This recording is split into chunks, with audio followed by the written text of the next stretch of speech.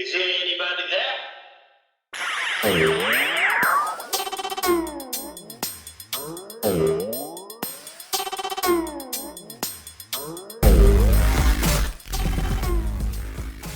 What you said is absolutely true, but also so people don't have to rely on me for a handmade baseball. Mm-hmm. I would rather there be people all over the country that, hey Bob over there in Ohio, would you make me a couple? Or Tim over here in Yeah. Kansas, would you make me Mm-hmm. and more people are doing it. What's up, Deadhead crew, and welcome to part 2 of my conversation with Corky Gaskel. I would say, hey, we are in the final episode of all these rules and all this fun stuff that we've been discussing, but you know what?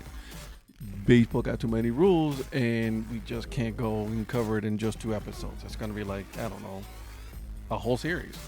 And then even then, at that point, we're not going to have enough time. But I digress. Anyways, we're going to part 2 with Corky Gaskel. We go into some of the nuances of when baseball was just really starting up, some of the rules and stuff like that. And obviously, we go into my famous, not so famous questions.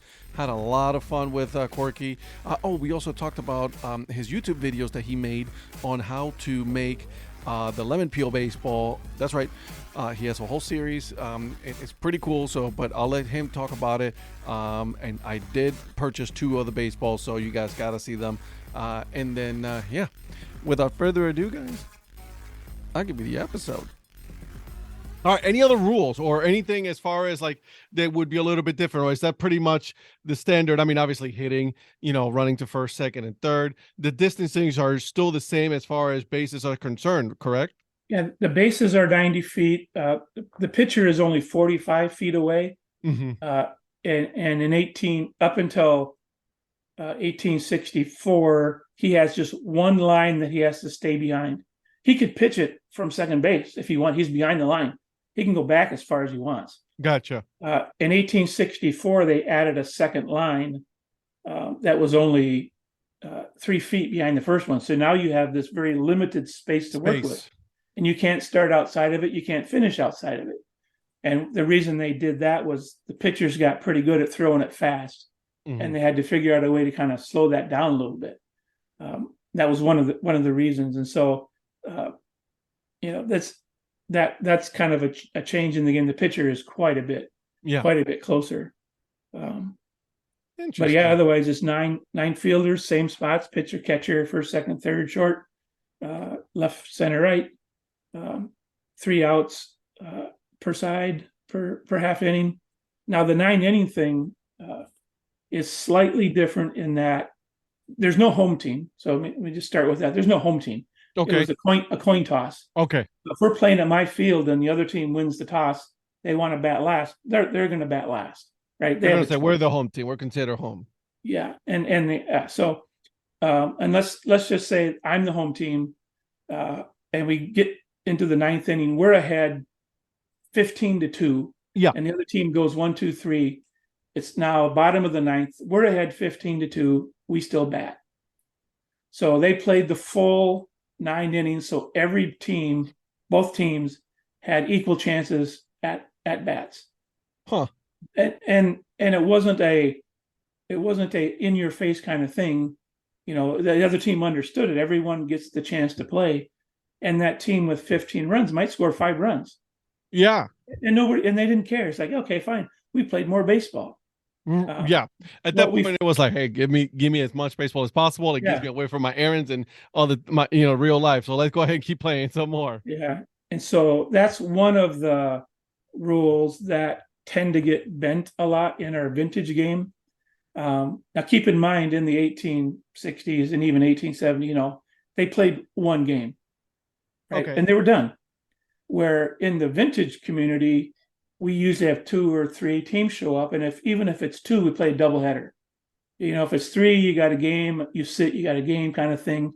And so it's 100 degrees and everyone's like, hell no, you're not going to bat in the bottom of the ninth. No. We're tired. Let's just keep moving. Yeah. And as next game, and you try and explain it to the spectators, hey, this is what they would have done. This is why this is happening. Would have been, if it had just been one game, we'd have probably played it out. But if it's multiple games, I can see that. Yeah. So that one gets bent a lot, and plus the modern era human Yeah. can get offended when the other team's ahead by 20 runs and still wants to bat. Right. You gotta say, oh, okay, fine. We don't want to piss you off. You know, Let's just we're keep it friendly. Let's keep it formal. yeah, but We'll forfeit the last 3 outs. yeah, and so it's just one of those things where I wish we could just always do it, but I get it. I get it. Well, yeah, because you want to keep it to the literal of the law when it comes to the history and the rules of the game during that time period. If you're going to keep it to that, Yeah, so my goal is that when people come and watch, they leave understanding all of the rules historically, right? Mhm. So when we do something, and we do this where we will bend a rule or break a rule for some reason, I make sure it's clear that these guys know this is why we're doing it, and this is what they would have done, just so they don't leave thinking, oh, they didn't play the bottom of the ninth, just like Yeah, today.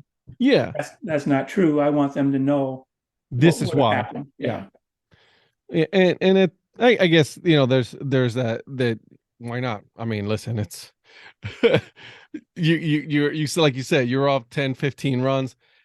Does it make sense to play those extra 3 outs for historical point? Yes, but for embarrassment of the other team, no. You want to keep it game. You want to be good sports about it at the same time. Yeah, so I tell my guys when we're on the two end of the 15-2, Yeah. let's get our butts out there because we just gave up 15 runs. We need some practice. Yeah. Let's go get an inning where we do something right. Let's get some momentum to the next game. Let's see what happens. let's Let's go learn get some different things at that yeah, point. Like we yeah, know we lost. We got it. We're good. We're going to practice. yeah. We need to get better, and here's another inning to do it. So Nice. I like it, my friend. I like it. Okay, so let's say that someone like myself, a spectator of the game with the sport, decides that obviously there's a lot of people that are very much collectors of vintage baseball things and everything, and they want to get a hold of you, and they says like, hey, do you sell one of those baseballs as to a spectator? Is that something that you do? yeah, we at our home games, I always have some for sale for anyone at the games, Okay. but I also have people who reach out through Facebook, uh, or if they know my email, they send me a note, say, I'd like three Yeah. baseballs, I like six baseball, whatever. I encourage people, uh, and I do this quite a bit. Like if I'm going to go see in Minnesota a couple of years ago, Justin Morneau was in town Yeah. he played for the Twins. I Yeah. take one of these baseballs to have him sign it instead of a modern baseball, and then he's looking Nice. at it, and he goes, "What's this?" And he just opened the door for me. Boom. I'm going to explain a little bit about 1860 baseball. And so I encourage people that want to talk about the game to have a ball like that to take for an autograph session.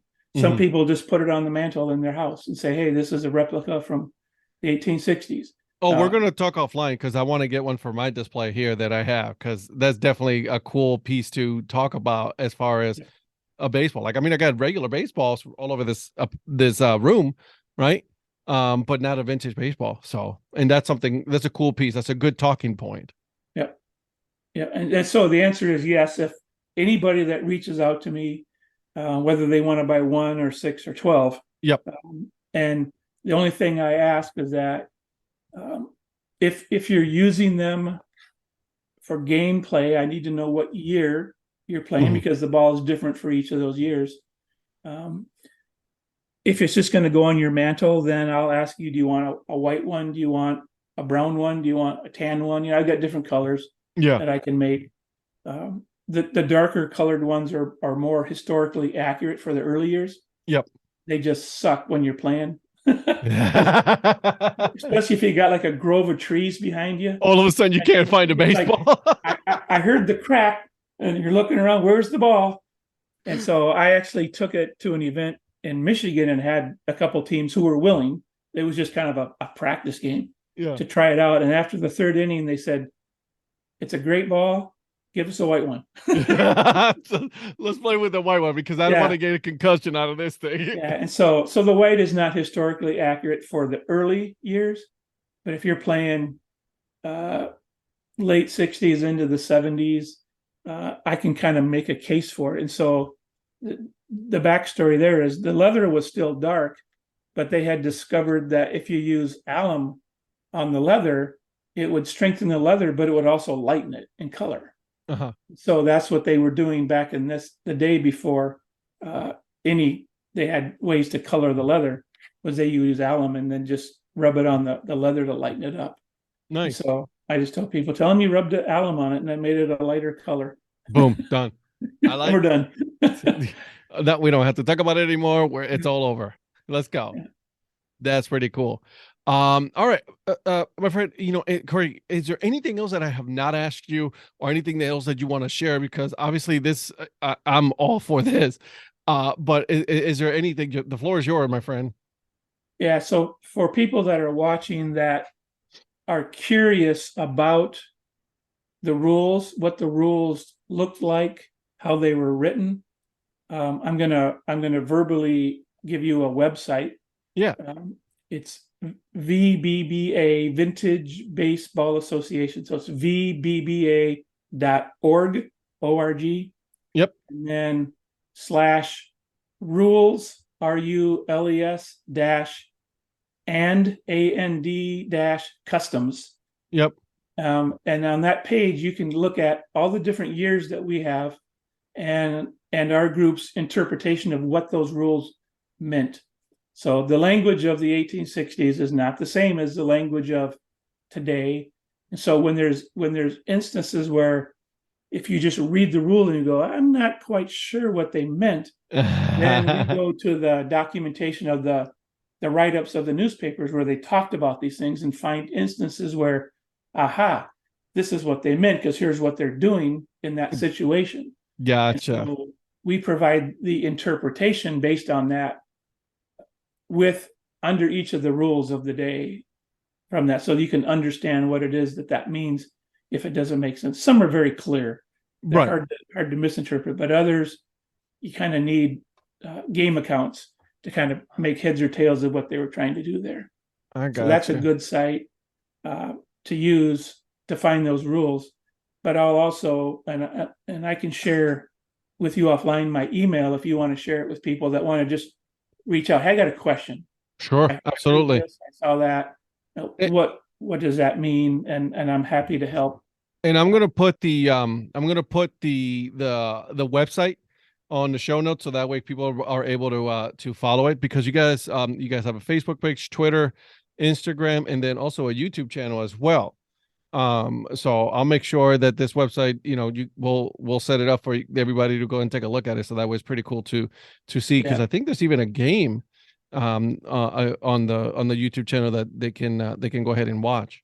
Yeah, there's a number of them. Not everybody does it. There are some that do, and yeah, you can kind of see how it goes down. Now it's not always obvious. Yeah. For example, the Elizabeth Resolutes out of New Jersey do a really good job of putting their games online. Yeah. I haven't noticed that they specify the year. So they play 1870.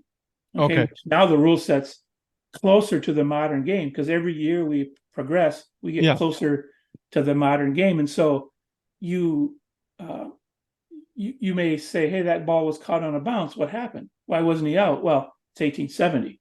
That didn't apply. And so sometimes if they don't tell you the year, you're not sure what you're looking at in that sense.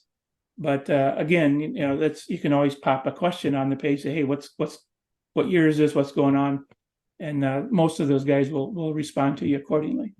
But I also have my how to make a baseball out on YouTube as well. So people that want to sit through painfully long 12 sessions of how to make a vintage baseball, because it's very detailed.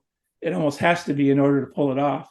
You can look how to make a star pattern baseball or how to make a field baseball, and you'll see I think there's 12 videos out there, and it starts from making the pattern all the way through to stitching it up. It's It's A to Z. I'm looking at it right now. I'm going to look for this right now. So it says how to make a baseball star pattern. How to make a star pattern baseball. And I think I put lemon peel in it too, so you could use either one. All right. All right. Okay. I'm looking for it. Right. I'm going to look for it. So that way, I will put all this information on the show notes. So that way, people can look at it. Cause I think, like I said, I think this is something that a lot of people should take a look at. And there you are. Yeah, and it'll tell you exactly what materials you would need or use, but remind people that if you don't have leather Yeah. or you don't have there's substitutions you can do just to try to make one and see how it goes. Yeah. Because no one wants to go buy a whole hide of leather, No, no. kind of thing. So use something, if you have an old couch, cut a piece out of the old couch that's you're going to throw away, right? And just use it. There you go. Don't waste anything else. But yeah, look at you. You're right there. And there's different patterns that I see when you're making it. Look at that. There's even the brown one like you were talking about. And then the lighter one and the white one. All right, man. Look at that. There you go. You just got a subscriber, so I'm gonna learn how to make one. Yeah. I get a few people asking questions. Actually, the first person to use those videos to make a baseball wasn't a vintage baseball player. It was a guy from Germany. No way. Yeah, he sent me a picture of the ball he made and told me he's from Germany. It was one of the most beautiful baseballs I've ever seen. And I was like, you made that thing just watching my videos? I said, that's how I make it. And I've been doing this for years. So yeah, it was black leather and red lacing, and it was really pretty. It was smooth. It was round. Oh, that's like, amazing. yeah, it's like, wow, I made it to Germany. That's awesome. Yeah. That's amazing. Good. That's awesome. Good for you, man. And I've had a guy sent me him and his two little boys. They were probably 10 and 12. Each one of them made a baseball, and they're all three in the picture holding up their baseballs. They were so happy. So it's really fun for me to see that kind of stuff. Even when I know this isn't going to be part of a vintage baseball game, they're just having fun making a baseball. But that's the thing, though. Like, that's how you start the love of the game for someone, even at that young age, right? Yeah. You're teaching them like some of the cool things that they used to play back in the day. So no, I think that's amazing, my friend. Got one more story. I don't want to go for it. No, keep going. I'm good. There's no limit to this. One of the most surprising and impressive things that I saw happen is 2 years ago, I met a guy. He's legally blind. I met him at a baseball game. Yeah. He goes and he listens. He listens to the crowd and he listens to the crack of the bat. And he just loves baseball. And I started telling him about what I do with the 1860 stuff, and he got really interested. I took him out to one of our events, and he could enjoy from that. Told him about making baseballs, and he said, "Will you teach me?" I'm like, "Are you kidding me? What do you mean, will I teach you? Aren't you blind?" He goes, "Well, I can do it through feel. I think I can do it tactily. I can do it by feel." I said, "There's no way." I said, "I'll bring you to the house. We'll sit down and try it." Surprised me. He made a baseball, and he made a baseball that looked like a baseball. I had to help him with two things. First thing is, when he was winding the yarn, he dropped the ball and it rolled across the floor. And I was like, "Well, Chris, you can stand up and I can direct you to the ball, or I'll go get it for you." So I went and got the ball for him and kind of helped him wind it back up. And then when he was stitching it up, he was with needles, using his fingers, feeling the holes, stitching it up. He went one hole too far on one of his stitches. I said, "Chris, you got to back up. You got to go one hole closer to you." He felt it and found it, and then he stitched the ball up, and he made a baseball as a blind man. And it was I almost cried. I was like, "How, dude, you're almost making me cry right now. How did you do that?" And so, but what was fun about it was, as I watched him do things tactily, through feel, I'm like, I need to do that. And so now I'm to the point where I can make a baseball watching the TV show because of what he taught me, by me watching him do things and how I can feel for things and just kind of go and do it. And I can now watch a show and just like, I'm making a baseball. That's Amazing. Yeah. So now I don't always do that because especially when someone's going to use them in a game, I really focus, try to Yeah, focus. obviously, yeah. I'm making practice balls or even just for our own club. I'll sit and watch a show and put together a baseball, and it's really weird. Just because of what I saw him do with just feeling things out. That's cool. I Yeah. like that a lot. Yeah. That that's baseball, right? Like, I Yeah. mean, that's the beauty of it. I was like, because you can still listen to the game. There's the radio announcer, like, there's nothing like it, right? Because they describe the feeling of it. Like, I mean, there's nothing like it. But football, announcers are trying to make the same thing. To me, someone who calls a game of baseball on the radio they're an artist, you Yeah. know. And for someone like your friend Chris to actually being legally blind and to actually create a baseball just by feel, that's awesome. Yeah. I mean, there's nobody in my mind that would be happier about having something like that in their hand than a guy like that who loves baseball and now he can tell his friends, I made one. I That's actually awesome. made one Yeah. by hand. I And like, so yeah. What have you done? Right? yeah, yeah, because I'm I because blind. I have people who can see just fine that can't make a baseball. They struggle I'm with it. I'm gonna watch these videos and I'm gonna try to recreate one, but I probably will not be doing so good. But I'll let you know Well, how it goes. and what I'll tell you is, and I've done this for a good number of people. Is let's say you really want to make a baseball. Yeah. Instead of going out and buying leather and all the wax sinew and all this, go buy some rubber bands, go buy some yarn, and then I will cut out and punch a cover and send you the sinew that you use to stitch it up so that you don't have to go buy leather. Yeah. You don't have to make a pattern if you want. Yeah, absolutely. Yeah. And usually what I do, because when you buy a skein of yarn and you buy a bag of rubber bands, you got enough for 4 baseballs. And so I'll send you 4 covers, 4 pieces of the string to stitch it all up with. Yeah. And you end up with 4 baseballs. Now, if you have some yarn laying around and some rubber bands laying around enough for one, that's fine. I'll just send you one cover. Oh no, I There's will be no, buying the whole thing because I don't have anything laying around like that. yeah. I have a 4-year-old daughter, and that kid will steal everything from me. So Yeah. I'm gonna have to do that everything. Yeah. And I offer that to anybody, any of your listeners that are saying, hey, Absolutely. I'd be curious about making one, but I don't want to go buy a bunch of leather. I don't know how to make the pattern. I'm going to punch the holes wrong, because if you punch a hole wrong, the leather gets thrown out. And Yeah. that's the most expensive part of the baseball. Mm-hmm. Those covers are all $4 to $5 each. Yeah. And so that's half the cost of the baseball just in that piece of leather. Yeah. So you don't want to screw it up. And people have that fear, and then they say, well, I'm not going to do it because I don't want to mess it up. Mm-hmm. So then I said, well, I should be able to offer you guys one that's ready to go. Right? Sure. You don't get to cut it, you don't get to punch it, but you still get to make it. Yeah. And then it was pretty. It was very well received, and quite a few people went that route. And There's then, a sense of fulfillment to oh it, yeah, right? I mean, if you're a baseball junkie, you got to try and make one. I mean, it's just Challenge accepted. You're always going to have that one thing on one of your friends to go, look what I did that you didn't do. You called yourself a baseball fan. Have you done this? And so this one here, this figure 8 one, is one I started making those now. Did you now? Yeah. So this is late 1860s when they started using this. Uh-huh. And there are some teams that play in the 60s, 70s, and 80s. And so I thought, I'm going to try to figure out how to do that. And 3 years ago, I swore I would never do it again. It's so hard. Mm-hmm. And I'm gonna extend this. I'm gonna keep going. Keep going.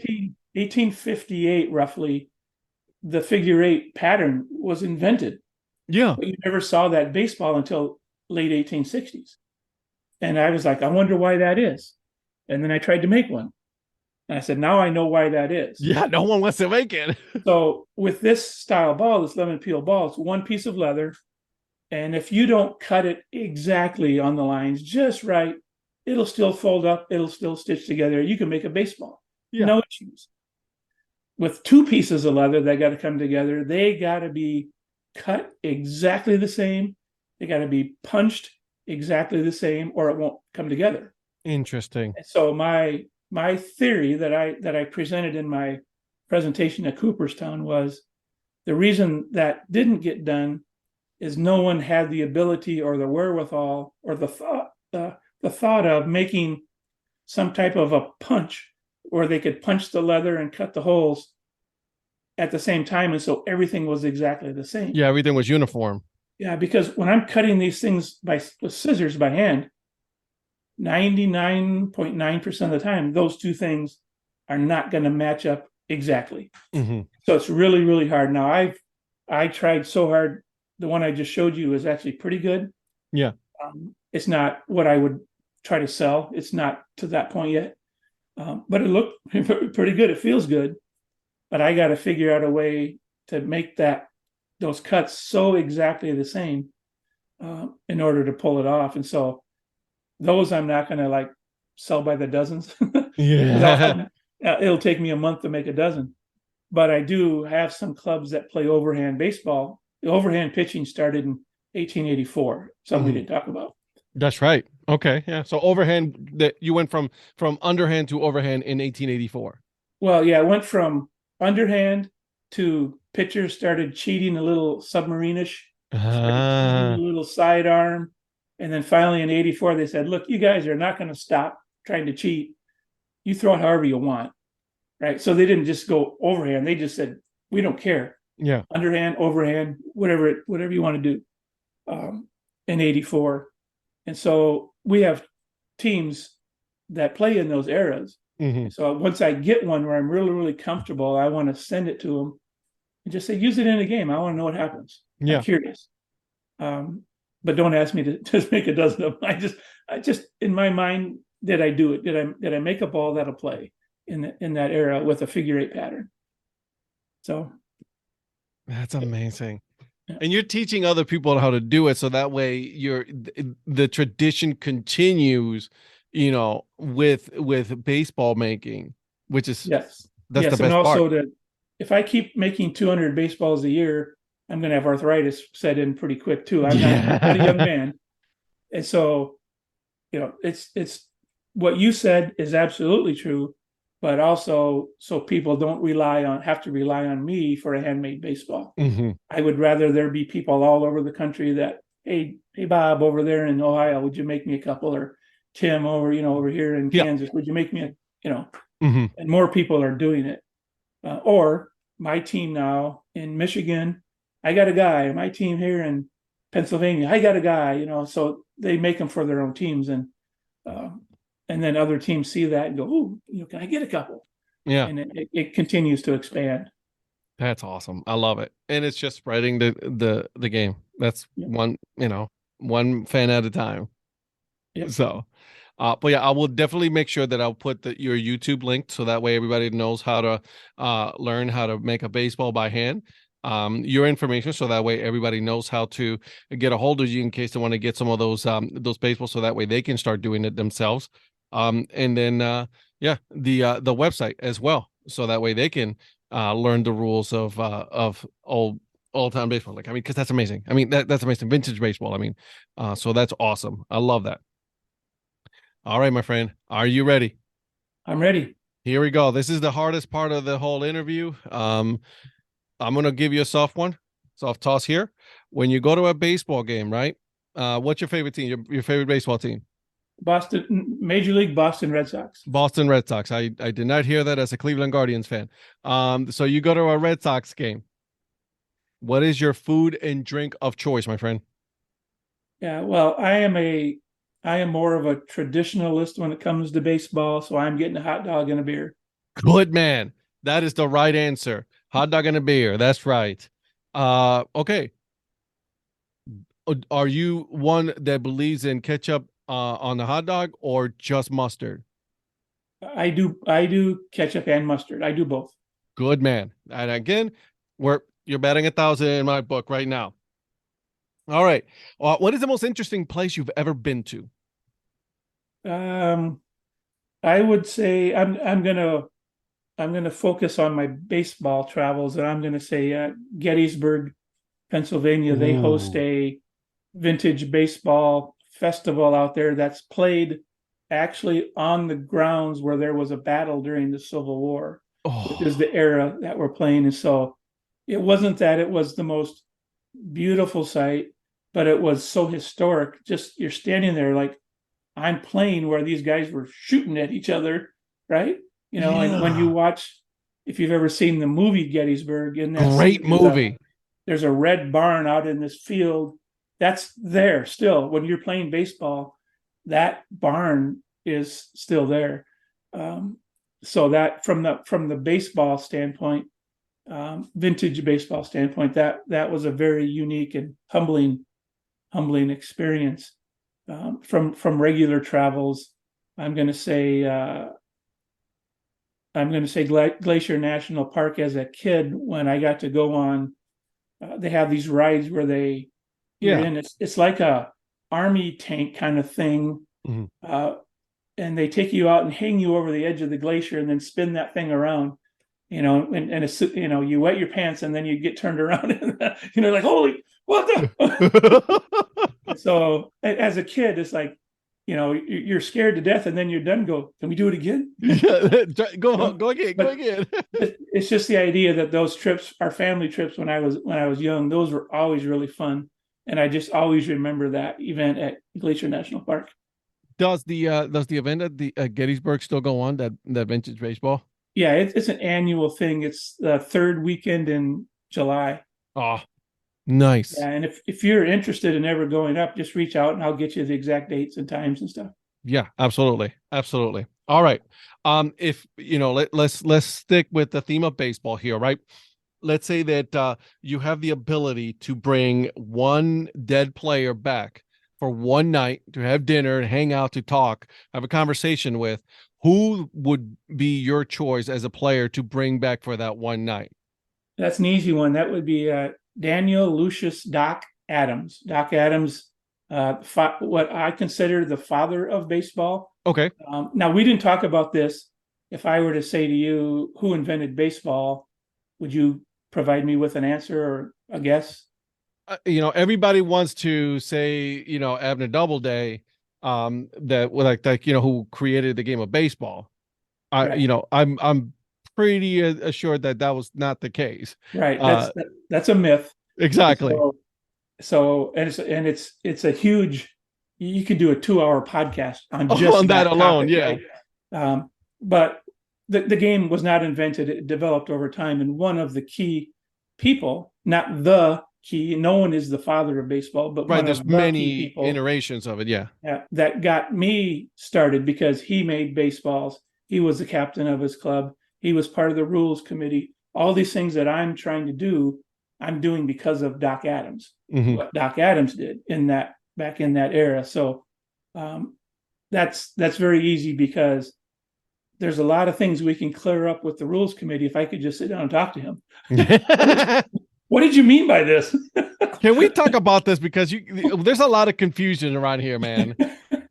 Yeah, so yeah, that's boom. That's Doc Adams is the guy. He was an old man when he died. He died in 1899. Yeah, So he had a 84 good years life. old. He had a good life. He contributed so much to the game, but he loved his family so much, and that's why he got out. His wife was sick, and he decided he needed to spend more time with her, Yeah. and went on to be part of a bank, and it's just a great man with a great life. So Well, I mean, he is credited as the creator of the shortstop position. I mean, that's yep, pretty neat. 1849. Yeah, that's Look at that. Yeah, we're gonna have like 3 or more episodes of you and me talking on the history of baseball, because there's so much to cover. That is just you cannot just cover in just one episode. right. And if we can talk offline a little bit, I have friends that know way more than me that would absolutely love to get into more details of stuff that maybe I'm not going to have the right answer for. And that is going to be hell yes, Yeah. absolutely, absolutely on that. Okay, so if you were to, let's say that you were to have a superpower, what will be your superpower, my friend? My superpower would be to find a way for everybody to get along. That is a great superpower. I I'm am. just tired Yeah, of the bickering. I'm tired of this back and forth. I just, just can we just whether love I'm each right, other? or I'm wrong. I don't care. But let's just get along. Let's just hang out and watch a baseball game. How's that? Yeah. I'm with you. That is a great superpower, my friend, and I love it. Okay. Let's see here. Okay, what does your perfect day look like? Perfect day or date? Day, D-A-Y. Oh, I mean, because date, that's a different that's a different I, podcast, man. yeah, I was gonna say if it's a date, I was saying it's my wife, obviously. Exactly. But the perfect day would be June 27th because it's not too hot, it's not too cold. No, okay, that was an old joke from the Miss America. No, it would be I'm an early riser, so I'd probably get up early. I'd probably have a nice breakfast, make a few baseballs, um, maybe sit down and watch a movie, have a nice lunch with the wife, get some yard work done, and then at the evening I'd want to go to a baseball game, come home and relax and hit the hay. That is a perfect day, my friend. That is a really good day. Anywhere, anytime that there's baseball involved, it's a perfect day already. Yep. I like it. Okay. Do you believe that pineapple belongs on a pizza? Personally, I'm not a fan of it, but it's not my choice what other people choose to do. If they Good. like pineapple, eat it. You just think. And the thing is, I love pineapple. I'll sit and eat a whole pineapple. So I do just don't I. want it on my pizza. You know, You're right. You're absolutely right. What do you think smells better, fresh cut grass or bread baking in the oven? boy, those are two good ones. I'm gonna take the bread though because, um, yeah, the bread. That's just that, That's some good stuff. yeah. All right, couple more here, and then I promise I will leave you alone. All right, the most useless invention of all time. What do you think is the most useless invention? The most useless invention. Um,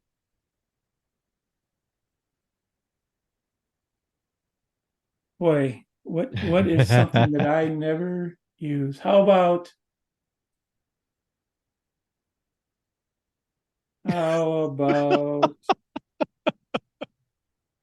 manual hedge clippers? Oh, forget it. There's no way.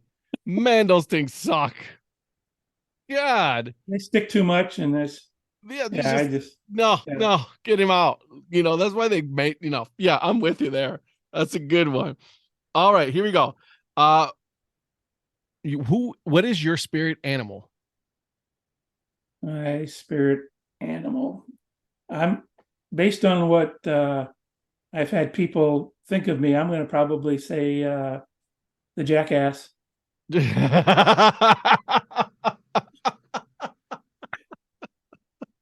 That is a great answer, man. Good for you. I love it. I think that's amazing. That is amazing. All right, last one here. If you could be in any movie, right? Any movie, which movie would it be? You mean to watch or to be a part of? No, to be part of it, not watch it, right? Because we can watch anything at this point. But like, if you could be in any movie, be in it. Yeah, Which movie would it be? the Field of Dreams. Oh, such a good movie, isn't it? I mean, it's not that it's great acting or great. I love the story, Mm-hmm. right? And I love the idea that bringing back the old baseball players. There's history there. It's not the same era I played, but it's the whole idea that Mm-hmm. they're bringing back history, and I would like to be a part of that. Me too. I absolutely would agree with you. I think that would be amazing.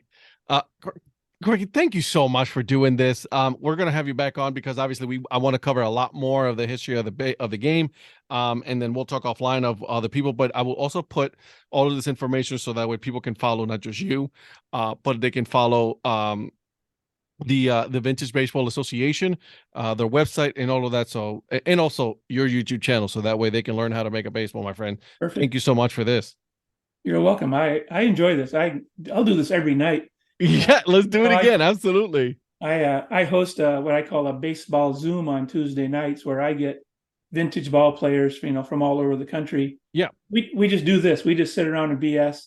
One of the guys has a subscription to the MLB network, and he'll pop one of his screens on a game, and we'll have a game on one screen, and we'll be talking on amongst it, a good play will happen. We'll all stop and go, "Holy cow! Did you see that?" And we'll watch it, and so I'm always up for doing something related to baseball.